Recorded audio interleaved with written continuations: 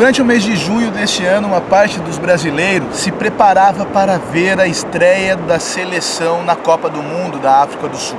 Uma boa parte de nós teve a sua alegria frustrada pela tragédia que ocorreu no nordeste do nosso país. Vários estados de lá sofreram muito desde o início do mês de junho, com chuvas fortes, tempestades, cheias de rios, e os estados mais afetados foram Alagoas e Pernambuco.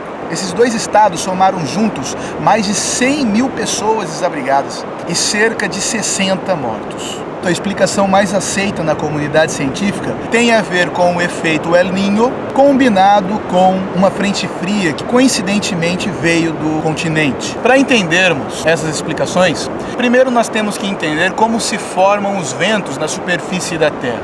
Você já deve ter percebido quando foi à praia que a areia esquenta muito mais do que a água. Isso se deve a uma propriedade dos materiais chamada de calor específico. Quanto maior o calor específico de uma certa substância, mais calor ela precisa para poder variar a sua temperatura.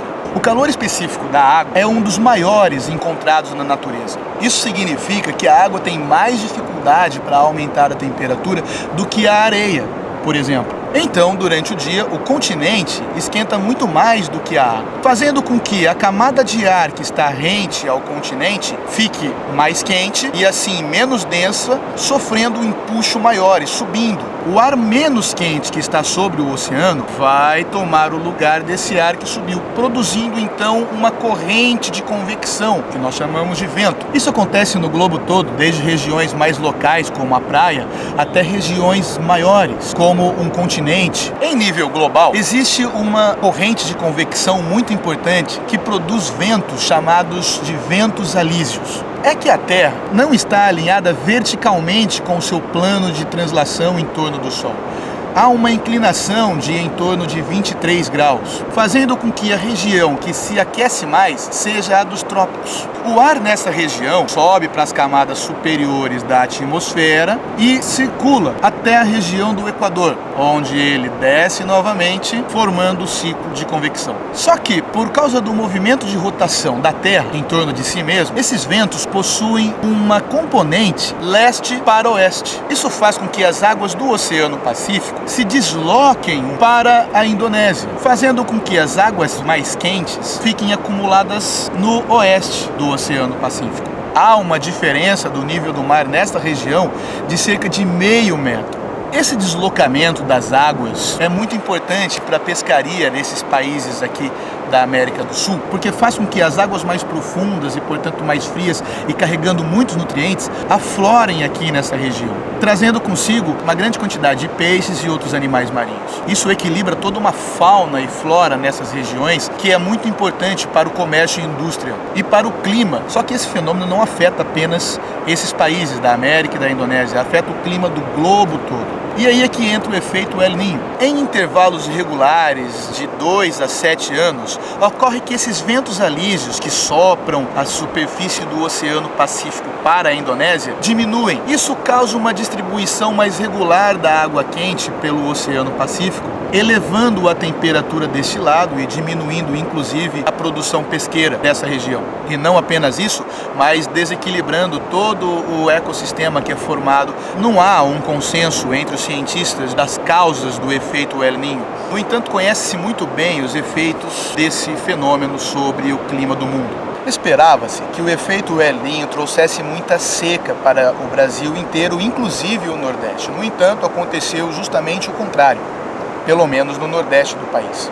A questão é que houve uma coincidência trágica entre uma corrente de ar fria que veio do continente e o aquecimento do oceano causado pelo efeito El Niño, que nesse ano tem sido bem mais forte do que nas outras manifestações. Daí é necessário entendermos como acontecem as chuvas. Toda substância tem uma capacidade de dissolução de uma outra substância. Por exemplo, existe uma quantidade máxima de oxigênio que pode ser dissolvida na água. Por outro lado, existe também uma quantidade máxima de água que pode ser dissolvida na atmosfera.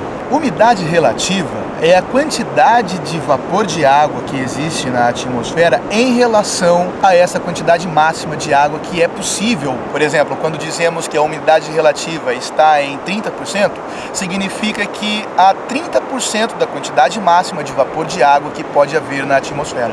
Acontece que quando as temperaturas abaixam para entre 20 e 25 graus e a umidade relativa do ar está entre 50% e 60%, acontece invariavelmente a precipitação. E quanto maior a diferença de temperatura entre uma região e outra, mais fortes são os ventos formados. Foi justamente isso que aconteceu no Nordeste. A maior evaporação da água do oceano, por causa do efeito El Niño, combinada com a baixa de temperatura trazida por essa frente de ar fria que veio do continente, causaram as chuvas. E a grande diferença de temperatura que foi observada foi a responsável pelas tempestades observadas nesses estados.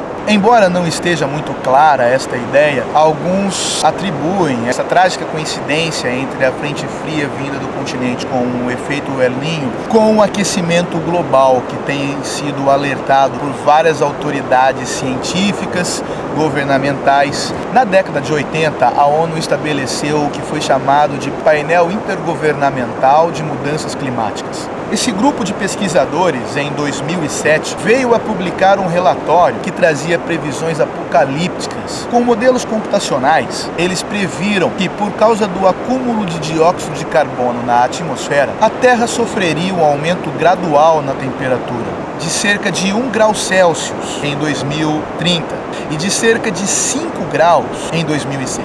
Alguns ecossistemas da Terra não sobreviveriam a esse aumento de temperatura. Além do que, o clima do mundo seria profundamente afetado, entre derretimento de calotas polares, do gelo da Groenlândia, ao aumento dos níveis dos oceanos no mundo todo. A previsão científica de catástrofes mundiais como esta tem estimulado a imaginação de muitos roteiristas e diretores, o que fez com que produzissem muitos filmes nesse sentido. Um exemplo é o filme O Dia Depois do Amanhã, onde um cientista prevê que o aquecimento global poderia afetar significativamente algumas correntes oceânicas, causando o efeito inverso, ou seja, ao invés de aquecimento global, teríamos então uma verdadeira era glacial.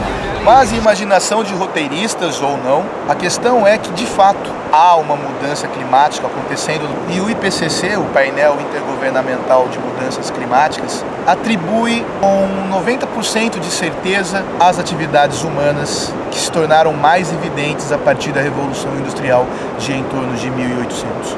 Isso porque desde então o acúmulo de dióxido de carbono na atmosfera tem sido evidentemente maior em relação aos estágios anteriores da história humana. O dióxido de carbono dá uma coloração mais escura para a atmosfera da Terra, fazendo com que ela absorva mais o calor do Sol. Esse efeito é conhecido como o efeito estufa. Isso porque uma superfície escura recebe toda a radiação do Sol e não a reflete, ou reflete muito pouco de volta. Se a Terra como um todo ficar mais escura, portanto, ela vai absorver muito mais o calor do Sol do que se ela for mais clara. Essas mudanças climáticas têm chamado a atenção de muitos cientistas e divulgadores de ciência, políticos e outros líderes, no sentido de alertar as pessoas para mudanças em seus comportamentos. Entre eles está Albert Gore, que concorreu à presidência dos Estados Unidos em 2000 e em 2006 produziu um filme chamado Uma Verdade Inconveniente, onde ele demonstrava as mudanças climáticas ocorridas no mundo e discutia políticas globais. Um outro homem de ciência que se preocupou com essa questão foi Carl Sagan. Em seu livro Bilhões e Bilhões, que foi publicado depois da sua morte por sua mulher Anne Druyan, em 1996, nos capítulos finais ele discute a necessidade da aproximação entre as instituições sociais, religiosas, científicas, políticas, apesar de ser ateu, para resolver essa questão das mudanças climáticas que poderão apagar o ser humano da face da Terra. Agora pense comigo, na história do mundo nós temos nos dividido em nações, partidos políticos, times de futebol e denominações religiosas. Mas será que não é hora de deixarmos de lado um pouco essas diferenças para tentarmos resolver um problema em comum? No fim das contas, ateus e religiosos sofrerão com as mudanças climáticas. O que nós podemos fazer juntos?